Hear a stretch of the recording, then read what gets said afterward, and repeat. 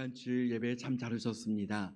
하나님 아버지의 크신 은혜와 축복이 우리 온 성도님들 위해 충만하게 함께 하시기를 예수님의 이름으로 축복합니다. 우리 서로 사랑합니다. 축복합니다. 인사 나누겠습니다. 사랑합니다. 축복합니다.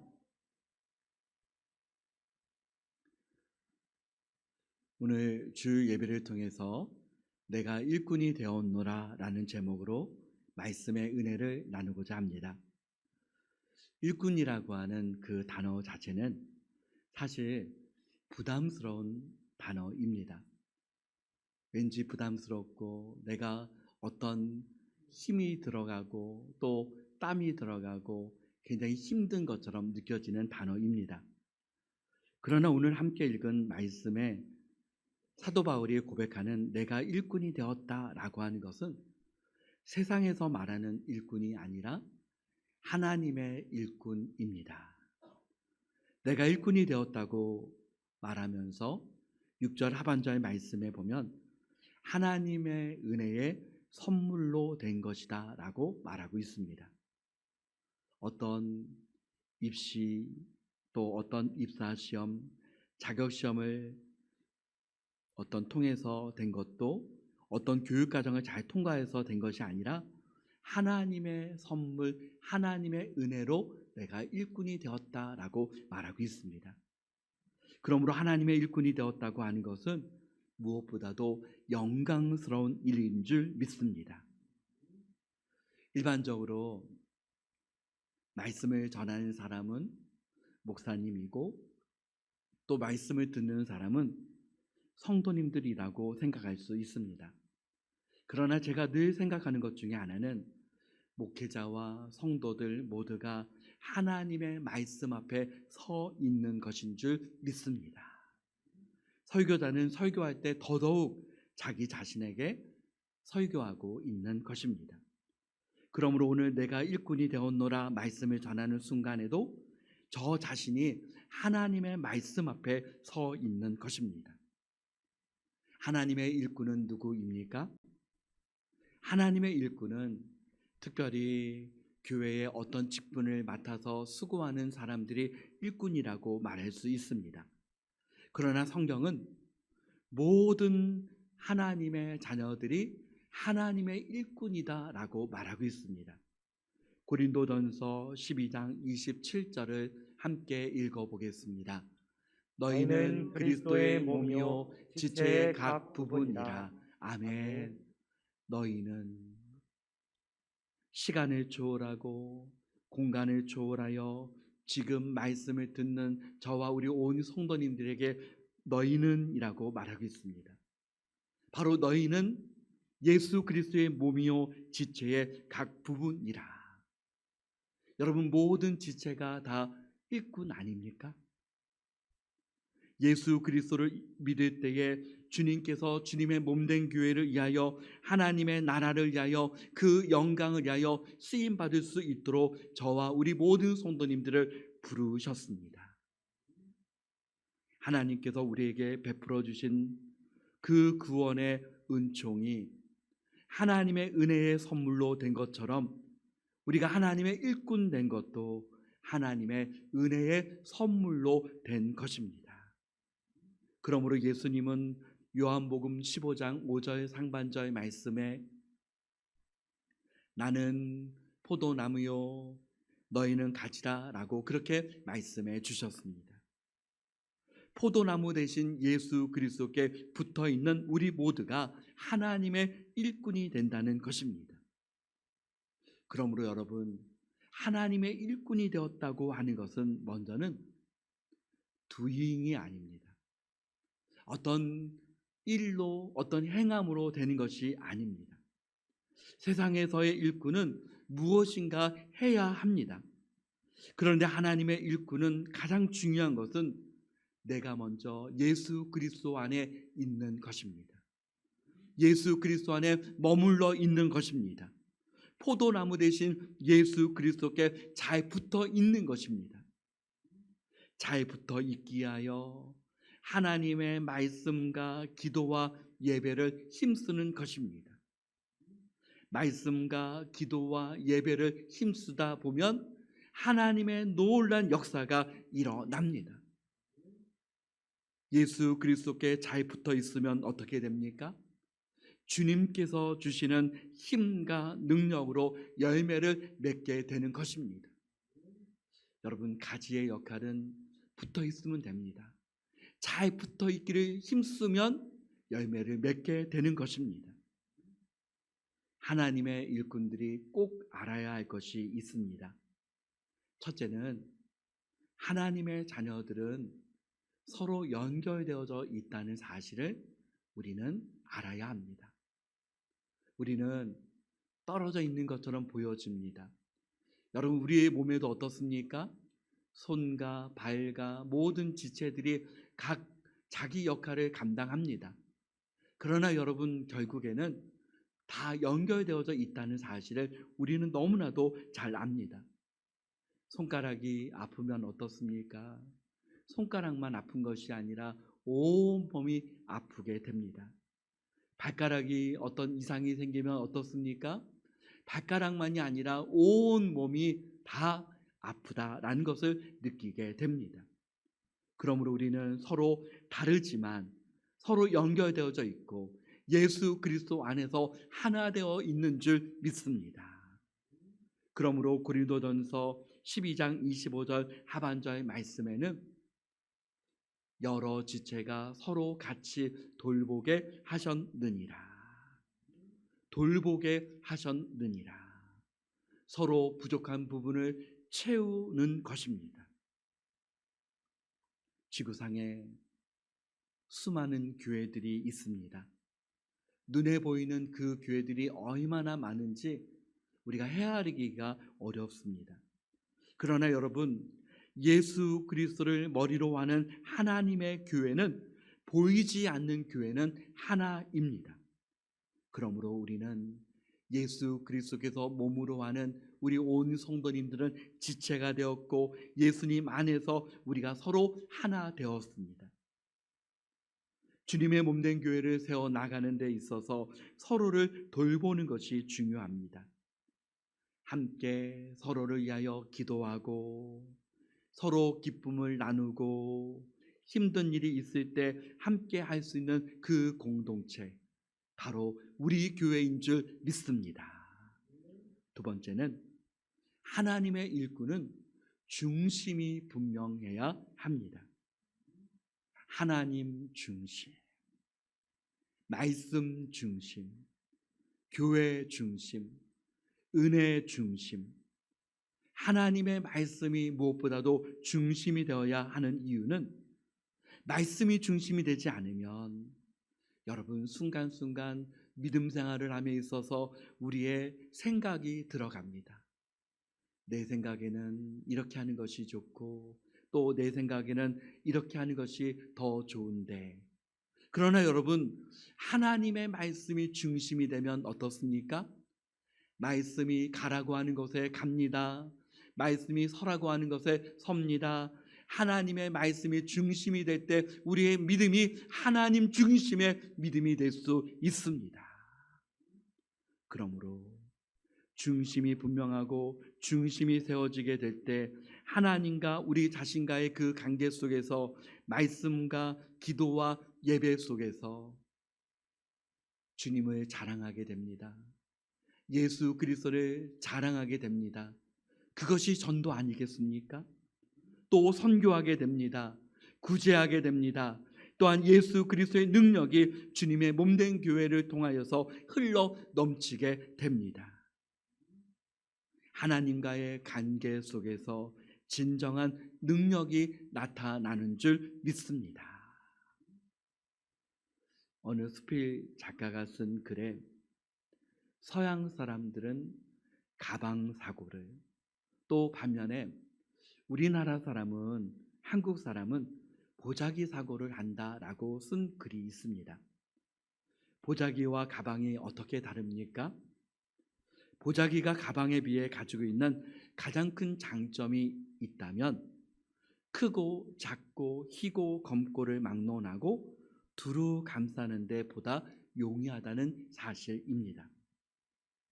따라서 우리나라 사람들이 보자기 사고를 한다는 말은 자기의 그 본심을 포장해서 자기의 감정을 다른 사람이 쉽게 다른 사람에게 노출하지 않는다는 것입니다. 보자기처럼 이리 싸고 저리 싸서 남이 그 속내를 잘 보지 못하도록 하는데 익숙하다는 것입니다.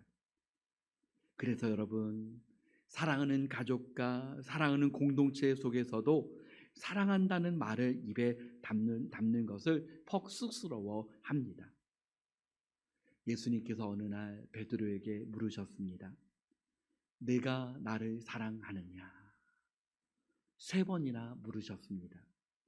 사랑을 확인하는 그 질문과 사랑을 고백하는 대답을 듣는 자리에는 놀라운 기적들이 일어납니다.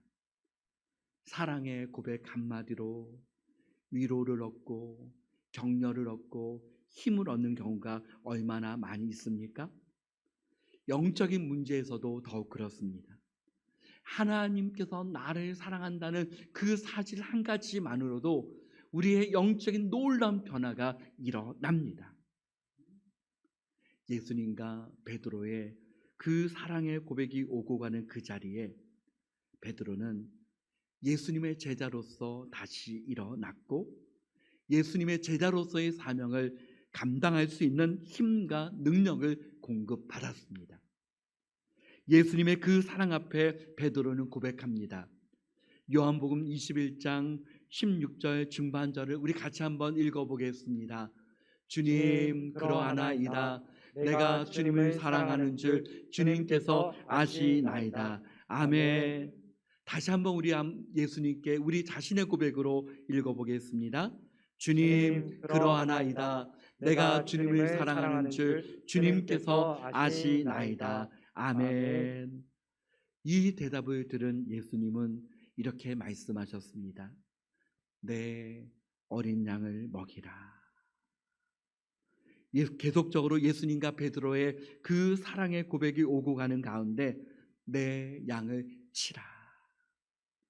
또 내 양을 먹이라 라고 말씀하셨습니다. 예수님은 3번 연속해서 내가 나를 사랑하느냐 라고 물으신 것은 정말 진정으로 예수님을 사랑하고 있는가 라고 물으신 것입니다. 예수님을 정말 사랑하는 베드로에게 예수님은 주님의 일을 맡기셨습니다. 내 어린 양을 먹이라. 내 양을 치라. 내 양을 먹이라. 정말 좋은 하나님의 일꾼은 무엇입니까? 누구입니까? 좋은 주님의 일꾼이 되는 비결은 무엇입니까? 주님을 사랑하는 것임을 믿습니다. 내가 주님을 사랑합니다. 그 사랑의 고백이 하나님의 좋은 일꾼이 되는 가장 좋은 비결인 줄 믿습니다. 그렇다면 하나님의 사람으로서, 하나님의 자녀로서, 하나님의 일꾼으로서 하나님의 그 크신 사랑 앞에서 내가 표현할 수 있는 가장 큰 사랑의 표현은 어떻게 표현됩니까? 하나는 예배입니다. 예배는 하나님의 최고의 그 크신 사랑 앞에서 우리가 할 수 있는 최고의 응답이 예배인 줄 믿습니다.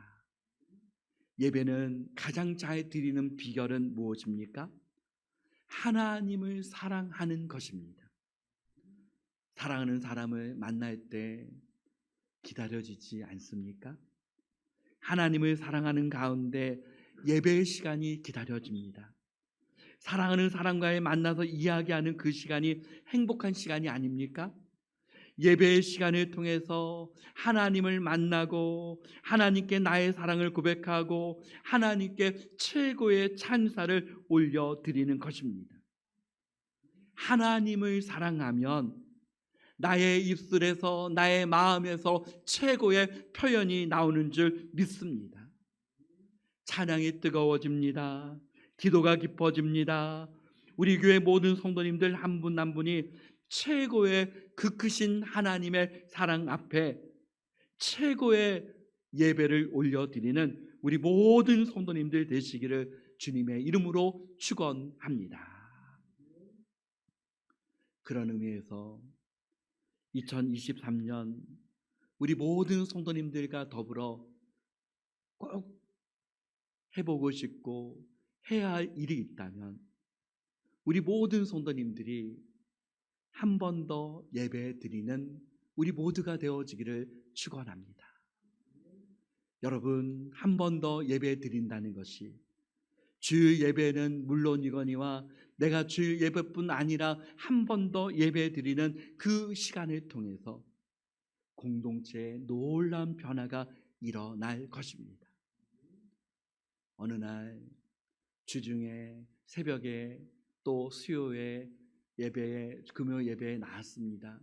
그런데 여러분 혼자 앉아서 예배 드리고 있다면 여러분 얼마나 힘이 빠지겠습니까?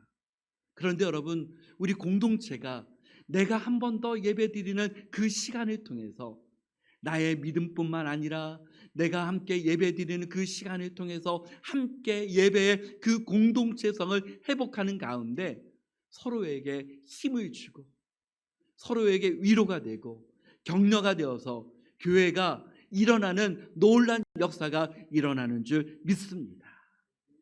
그러므로 사랑하는 성도 여러분, 2023년 우리 교회 모든 성도님들이 정말 좋은 일꾼으로 하나님 앞에 서기를 원하십니까? 한 번 더 예배의 발걸음을 옮기는 저와 우리 모든 성도님들 되시기를 축복합니다. 또 하나는 성령과 지혜가 충만하게 되는 것입니다. 하나님의 일꾼은 우리 모두가 예수님을 믿을 때에 주님의 몸된 교회의 지체가 되고 일꾼이 됩니다. 그러나 더 나아가 좋은 일꾼으로 세워지기 위해서는 하나님 주시는 은혜가 어떻게 임합니까? 사도행전 6장 3절 말씀 우리 같이 한번 읽어보겠습니다. 형제들아 너희 가운데서 성령과 지혜가 충만하여 칭찬받는 사람 일곱을 택하라.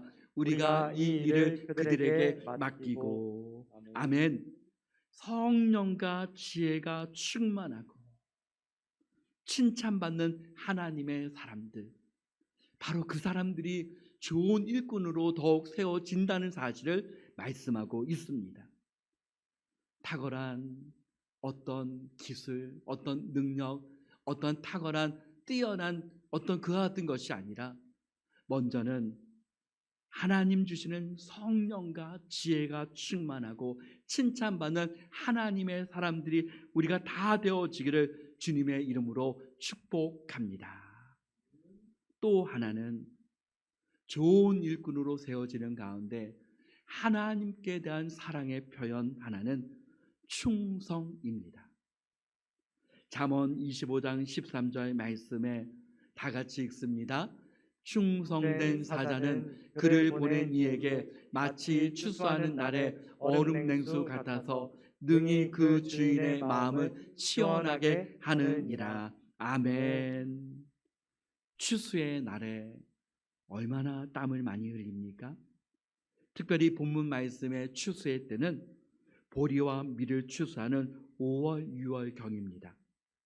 팔레스틴 지역에서는 그때가 가장 무더운 날씨라고 합니다. 그 무더운 날씨, 땀을 비오듯 쏟아내리는 그 시간, 얼음 냉수가 있다면 얼마나 시원하겠습니까? 얼음 냉수가 있다면 더위를 가시게 하는 그 시원함 뿐 아니라 마음을 시원하게 한다라고 말하고 있습니다. 충성된 일꾼은 하나님의 마음을 시원케 하는 줄 믿습니다. 충성이라고 하는 말과 반대되는 말이 있다면 무엇입니까? 여러 가지 단어가 있겠지만 제가 말씀을 전하면서 저 나름대로 충성의 반대적인 의미를 찾아보았습니다. 누가복음 22장 54절을 한번 우리 같이 읽어봅니다. 예수를 잡아 끌고 대제사장의 집으로 들어갈새 베드로가 멀찍이 따라가니라. 아멘. 여러분, 베드로가 멀찍이 따라가니라. 멀찍이. 멀찍이라고 하는 것은 먼 거리도 아니고 가까운 거리도 아닌 어정쩡한 거리가 멀찍이입니다. 여러분, 베드로의 입장에서는 언제든지 자기가 수제자였지만 예수님이 그 자리에 서 있을 때 자기가 그 위기의 상황을 벗어날 수 있도록 멀찍이 떨어져 있는 상태, 언제든 피할 길을 마련해 둔 상태가 멀찍이입니다. 여러분, 충성이라고 하는 말과 반대적 아닙니까?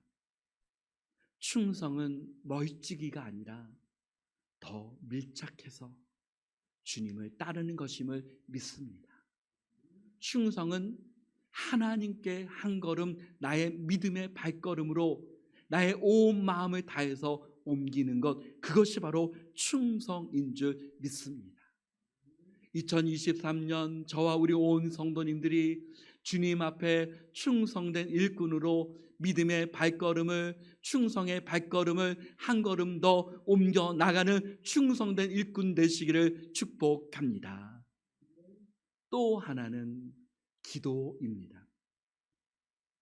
헨리 나우엔이라고 하는 우리가 잘 알고 있는 기독교 철학자요, 또 많은 책들을 저술한 헨리 나우엔이라고 하는 분이 이런 말을 했습니다. 너는 내가 사랑하는 사람이야. 나의 은총이 내게 있어. 라고 말하는 작고 세미한 그 소리가 있습니다. 이 소리야말로 우리가 귀 기울여 들어야 할 음성입니다. 그러나 이 음성을 듣기 위해서는 특별한 노력이 필요합니다. 주님의 음성을 듣고자 하는 강한 의지가 필요합니다. 이것이 무엇인지 아십니까? 이것은 바로 기도입니다. 사랑하는 성도 여러분, 우리 모두는 예수님을 믿을 때 이미 주님의 몸된 교회에 하나님의 지체가 되었고 일꾼이 되었습니다. 그러나 여러분, 일꾼이 되었지만 아직 사도 바울이 고백하고 있는 것처럼 일꾼이 되었지만 그 말 속에는 일꾼이 되어 가노라 라고 하는 말이 포함되어져 있는 것입니다. 우리는 이미 일꾼이 되었습니다. 그러나 하나님 나라 갈 때까지, 그 나라에 이를 때까지 우리는 끊임없이 하나님의 좋은 일꾼으로 세워져 가는 상태인 줄 믿습니다. 더 좋은 일꾼이 되어지는 하나님의 자녀들 다 되어서 하나님 앞에 충성된 일꾼이라 잘했다 칭찬받는 하나님의 자녀들이 다 되시기를 예수님의 이름으로 축복합니다. 아멘.